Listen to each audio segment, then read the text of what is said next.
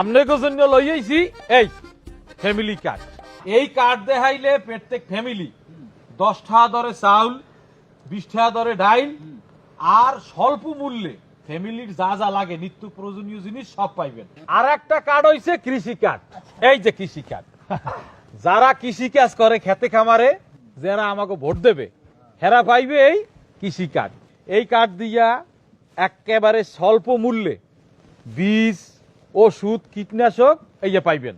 আর হইলো যাইয়া যাগো স্বল্প সুদে ঋণ প্রয়োজন, স্বল্প সুদে ঋণও দেওয়া হইবে। 2008 সালে কুনি হাসিনা কইছিলে ইলেকশনে ফাঁস করতে পারলে 10 টাকা কেজি চাল খাওয়াবো। তারপর ফাঁস তো করলোই, জনগণ 80 টাকা কেজি চাল কিনা খাইলো। আমরা সেই কথা বলি নাই। আমার একটা প্রশ্ন। বলেন আপনার কি প্রশ্ন? এই 30 লাখ কার্ড কি আপনাদের দলের পক্ষ থেকে দেওয়া হবে নাকি সরকারের পক্ষ থেকে দেওয়া হবে? আরে আমাদের সুবিধাবাদী দলের পক্ষ থেকে দেওয়া হবে। হ্যাঁ। আপনার পেশা কি? আরে আমাদের পেশা মানে আমরা রাজনীতি করি। হ্যাঁ। রাজনীতি কি কোনো পেশা হতে পারে? আপনাদের আয়ের উৎস কি? হই হই মিয়া, আমাকে কি তোমার চাঁদাবাজ মনে হয়? আমরা কি চাঁদাবাজি করি? হই, কি বলতে চাও তুমি? হ্যাঁ, না না, আমি সেটা বোঝাইনি। আমি বোঝাতে চাচ্ছি যে আপনার দলের কর্মীরাই যদি বেকার থাকে তাহলে 1000 কোটি টাকার ফ্যামিলি কার্ড, কৃষি কার্ড এগুলা বাস্তবায়ন কিভাবে সম্ভব? এই কার্ড আমাগো সুবিধাবাদী দল থেকে দেওয়া হইবে না।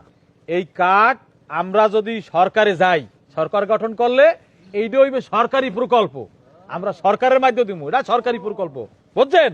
ধরে নিলাম আপনারা সরকারে গেলে এই প্রকল্প বাস্তবায়ন করবেন, কিন্তু সরকারের পক্ষ থেকে যেসব প্রকল্প চলমান যেমন ভিজিডি, ভিজিএফ, টিসিবি ইত্যাদি ইত্যাদি, এগুলো বাস্তবায়ন করতে গিয়ে সরকার ব্যাপক দুর্নীতিগ্রস্ত।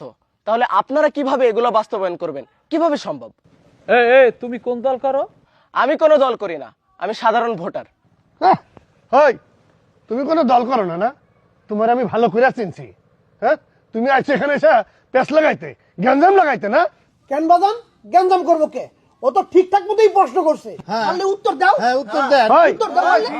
হই মিয়া, উত্তর দিতে আমরা বাধ্য না। কেন কেন আপনার এত উত্তর দেওয়ার জন্য আমরা বাধ্য না। একেবারে দেখে ছাড়বো, কেউ তো ছাড়া হবে না।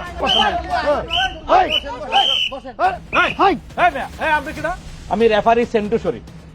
ফুটবল খেলার মাঠে আমি কোনো ফাউল সহ্য করি না। আমার গ্রামে নির্বাচনী আচরণবিধি লঙ্ঘন করে আপনারা যে ফাউল করছেন সেটা আমি কোনোভাবেই সহ্য করব না। নির্বাচন আচরণবিধি বাংলাদেশ গেজেট নভেম্বর 10, 2025 মোতাবেক কোন প্রার্থী নির্বাচন পূর্ববর্তী সময়ে সরকারি কোনো প্রকল্প অনুমোদন বা ঘোষণা করতে পারবে না।